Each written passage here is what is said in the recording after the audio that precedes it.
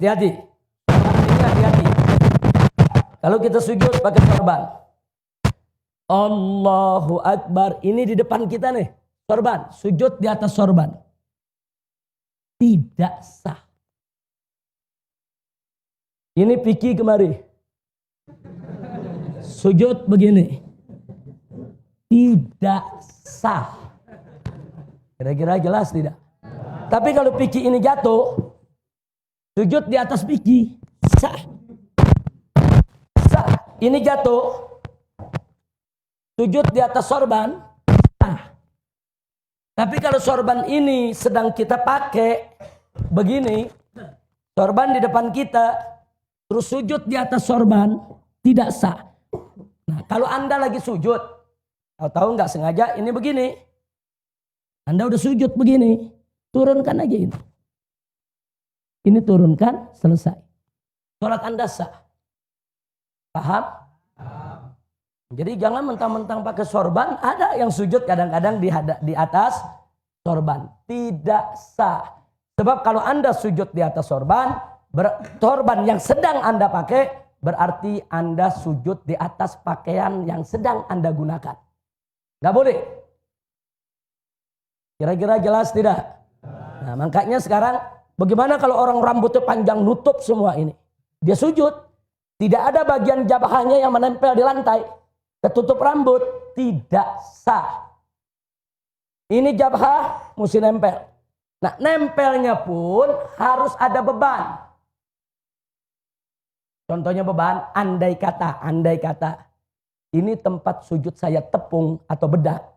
Andai kata bedak. Kalau saya sujud, saya angkat. Ngejiplak, ada tanda sujud.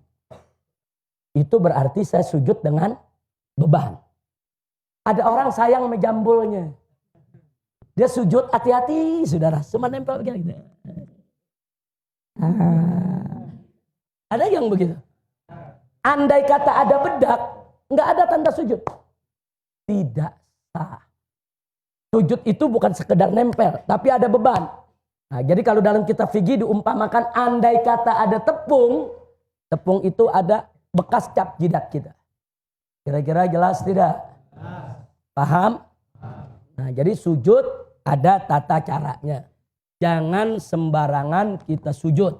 Posisi kaki jari lihat, posisi tangan lihat, posisi jidat lihat. Nah, ini yang penting. Termasuk perempuan yang pakai apa? Mukena. Kadang-kadang mukenanya panjang, begitu dia sujud, mukenanya di depan. Dia sujud di atas mukena. Tidak sah. Makanya hati-hati tempat sujud kita. Nah, jangan sampai berkaitan dengan apa yang sedang kita pakai. Kira-kira jelas tidak? Paham semua? Jadi kalau ini Piki nutup begini, sujud tidak sah. Tapi kalau ini Piki jatuh, sujud di atas Piki sah. Karena kalau Piki sudah terlepas, dia tidak lagi sedang kita pakai. Sampai di sini jelas? Paham? Baik. Berikutnya.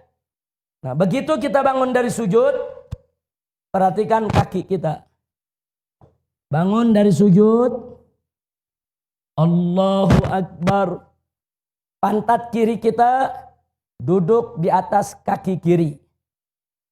Kanan kita, jari jemarinya ini menghadap ke kiblat. Perhatikan, ini belakang begini. Ini namanya duduk apa nih? Ini namanya duduk apa? Iftirash. Ini duduk iftirash. Jadi tidak begini duduknya. Tidak juga begini. Kecuali bagi yang berhalangan, yang sakit, yang badannya kegemukan, yang ada asam uratnya, dia nggak bisa duduk dengan sempurna, itu lain masalah. Tapi kalau kita lagi sehat walafiat, duduk yang sempurna, duduk di atas betis kiri nih, ini telapak kaki kiri nih, ini pantat kita duduk di kaki kiri nih. Nah, beban kita ada di kiri. Kaki kanan, nah, kita lihat ini seperti ini. Jari jemari, perhatikan. Begitu kita duduk, jari jemari kita tidak megang dengkul. Enggak. Jari jemari kita di atas paha, bukan megang dengkul. Di atas paha jangan dibuka lebar. Jangan dibuka lebar, tidak mesti terlalu rapat, biasa saja.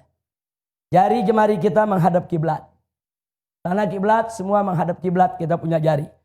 ujung jari sejajar dengan ujung dengkul kita. Jadi bukan di atas dengkul, tapi di atas paha ujung ini.